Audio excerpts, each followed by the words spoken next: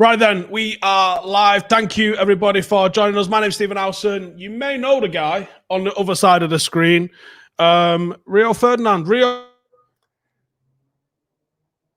how you doing? We've just gone live and you cut out, man. What's going on? Right, Rio Ferdinand, everybody. How you doing? Rio, you all right? I'm right. Nice to see you, mate. I was thinking we do this after we just go and do a smash and grab at Anfield. We get 3 points. We come back. Everyone's fucking buzzing, and away we go. But 0-0. I know. All right, hang on. I think 0-0 away, getting a point at Anfield is a good result. What's your thought?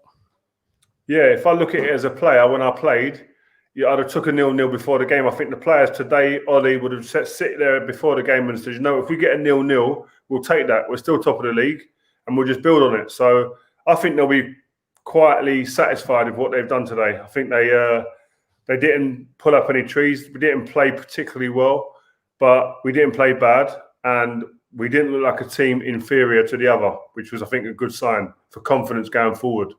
Yeah, it looked like Ollie did actually try and twist a little bit at the end, didn't he? He wasn't trying to stick. He wasn't trying to keep hold of the 0-0.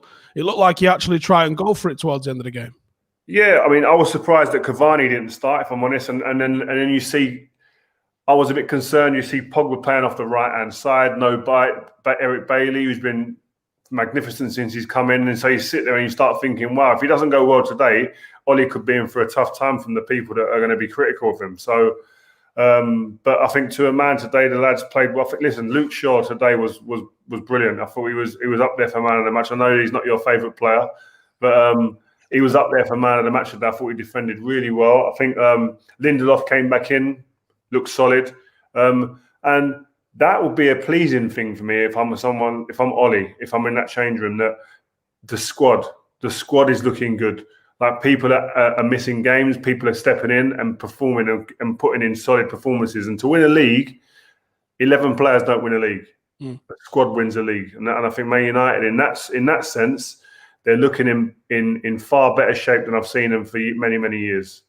Yeah, I probably agree that Luke Shaw was man of the match today. I thought he actually had a good game rather than the good games that I think some people have been having. But today, I think, no qualms, apart from the foul throw.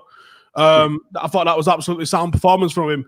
Before the kickoff, we were sort of mentioning, weren't we, like, what he's done here by dropping Baye, especially when he's come out and said Baye's fit. If he comes out and says Baye's had a bit of a knock in training, I'm going with Lindelof to get through the game, I think he'd have been all right. But you come out and say, I'm not playing Baye and he's fit, potentially could have dropped him in a load of shit there. And we know the abuse that he's likely to get online if that hadn't gone right. But Lindelof was probably a shout for man of the match as well, wasn't he? Yeah, well, you saw all the shouts on social media before the game started. People were questioning, well, how come Eric Bailly's not playing, etc. But I said we got a little text. We were texting each other before the game, and it was like sometimes situations like this, where high pressure situations, you throw a player in and they respond well. And I thought Lindelof did. Yeah, big time. There was only probably two major chances that I think United could have had, and maybe only one from Liverpool in the game. Do you think any? I'm specifically talking about the Bruno one, which was straight at Alisson, and the Pogba one, which was straight at Alisson. Do you think they should have done better with those, or do you think we maybe just needed a few more chances and we might have got the goal? I think they could have done, but I think both of them would sit here and go, you know what, I could have put that other side of him. If I put the other side of him, I score, because they are top technicians, but. These games, man, they're just always little fine details. I've been to Anfield and nicked a goal late on, and it was probably a 0-0 a couple of them games. Shazy scored late on. I think Tevez scored one of them. So these games sometimes you don't get many chances in these games. And when you do really crop up, you've got to be able to take them. And that's the difference. And I think United had a good opportunity today to really put a marker down. But it looked like two teams more intent on not losing than anything else. That's what it felt like to me. And that's the difference, the problem you get when there aren't fans there. Fans push teams on. Fans don't let you do that a lot of the time. Fans won't allow, when they're in the stadium, for you to sit back and go to Anfield, and the Anfield crowd let Liverpool just sit there and just play like easy-ozy and not really push to try and penetrate. Wouldn't happen. And you think if that had happened and Liverpool have to come out to us and then they've got the back four they had, would we have had more opportunities? You know what I mean? The game would have been very different, I think, if there were fans there, which is obviously a problem, but it's something that everyone's having to deal with. Do you think the game changed once we did bring Cavani on? No. a little bit. I think, listen, a player like him, before he touches the ball, will make people sit up and go, okay, I've got to be on it. I better refocus. It's Cavani, because this guy scores goals. You don't score 200 plus goals for one club at that level at PSG for nothing. Do you know what I mean? The geezer knows what to put the ball in the back of the net. So, and yeah, like I said at the beginning, I was surprised he didn't go with him to start him, actually.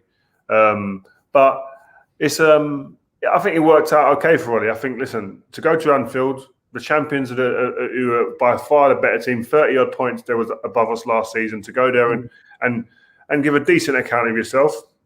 And as I said at the beginning, not look inferior, I think is a step in the right direction. I think you got to come out of this game looking positive rather than anything else. I'm going to come to some of you guys' questions in a bit, because I know we'll have absolutely thousands of them for Rio. So I'll just start picking some of these. But from this point in, like, I've seen a lot of people trying to mock United fans for being happy that we're now top of the league. But it's better to be top than bottom, surely. Yeah, listen, when United, a club like us, we're used to winning for years and years and years, yeah? And then you go through a bit of a barren spell. We've not won the league for 7 or 8 years now. So why not be happy? Why not enjoy yourself? Why not loosen your top collar and say, you know what, actually, I am happy to be top? Because we got a bit arrogant. I've got to be honest. I won the league how many times at United and didn't do an open top bus tour? That's arrogance. Because you see other teams getting promoted to the Premier League or winning the Carling Cup, doing open top bus tours of their cities they're from. We got too used to it. So sometimes you have to go through spells like this to really appreciate what it means to win the league. And I think we lost sight of that a little bit. Can this team crack on and win the league? Yep, they can. They're in the position. Listen, I always say it. I didn't really look at the league table till this time of the year and start thinking, actually, right, let's work it out. Where are we? What are we doing? As long as we turned the year within 10 points of anybody, I backed us to win it. That's how I felt. This team's different. It's a different makeup of a team. Their identity is very different. So, but to be on top of the pile at this stage of the season, they're in a great position. Who wouldn't want to be there? Do you know what I mean? I think, listen, the teams that won most out of the game today were probably the chasing pack, the Cities, the Spurs, the Leicesters. They're probably the ones that sat home and say, you know what, this suited us better than anybody. Thank you very much. But I want to be the team leading. I didn't want to be the team chasing. I didn't mind chasing, but if I had a preference, I'd always want to be the team with the points on the board.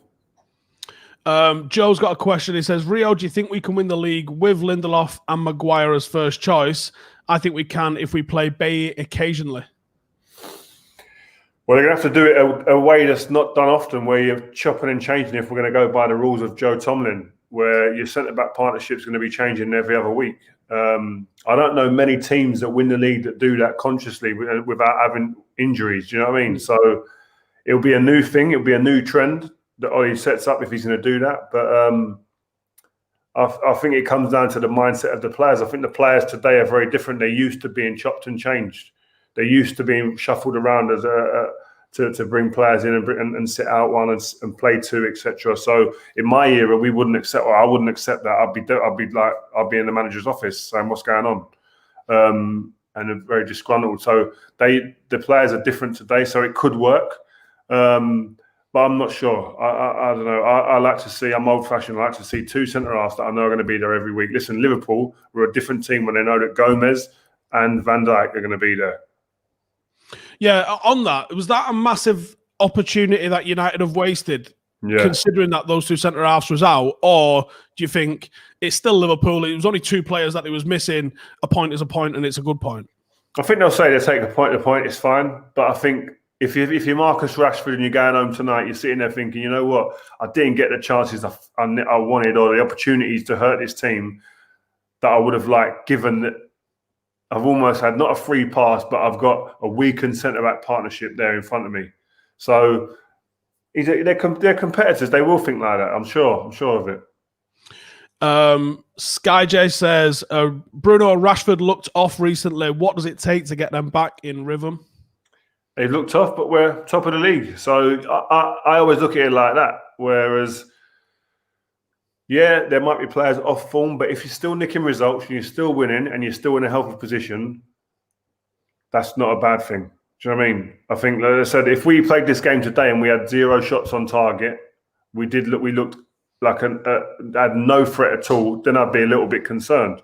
But I still think there were moments, it was just the final pass or the timing of the pass in the final third, maybe a couple of times, and then the finish, they just were a little bit off today. But listen, you can't talk about, I wouldn't put Bruno in, he's looked off recently. The geezer's output's been phenomenal. Jason says, can you ask Rio if he would rather play behind just one, like Matic, or two, like Scotty and Fred, when going to places like Anfield? Well, I never played behind 2 sitters. So, but I've got to be honest, if Eric Bailly plays, I think they can afford to play 1 sitter. If he doesn't play, I think they have to play 2, because the 2 centre-halves need a bit more protection in terms of pace and having to go out into wide areas. And that's a fact, and I think that's why Ollie does it. Because in the past, when he's played the 1 in there, they've been left too exposed. They're having to come out into areas where they're a bit more exposed as defenders. And then it's a lot too many 1v1 matchups high up the pitch. And I think it leaves them very, very vulnerable in that sense. So that's why they've looked better when Bailly's played recently. Against anybody with any sort of pace, he's been nullifying that threat. And that's something we've not had for a while. But I think, listen, Lindelof is a capable defender, but I just feel that Ollie's really, if I look at it, how's Ollie thinking? He's thinking that I need to protect my 2 in there with 2 centre midfielders that are sitting. And that's just the way he does it. Ross says, Rio, what would you do in the Europa League? Would you rest players and try and focus on the league, or would you just go for everything? I wouldn't even think twice about it. I wouldn't even. I'd use that like I'd used the Carling Cup years ago. I'd blood a few youngsters in it sometimes. Play a few. Listen, they've got a big enough squad that there's a lot of players that aren't playing that are still international players. So I'd really use it for them players to get minutes, definitely. If Cavani's not playing all the time, I'd play Cavani in it, etc. With a few of the younger boys, Twanzebe, etc. They'd all be starting for me. There's some absolutely outrageous questions here, and I'm trying to read through the ones that are actually interesting. Give me a couple of funny. I've scrolled past it. It was I can't remember who said it, but which Premier League player would you like to arm wrestle was one of them. Which Premier League player? I don't know if there's any you can deal with me right now. The shape I'm in, mate. Serious.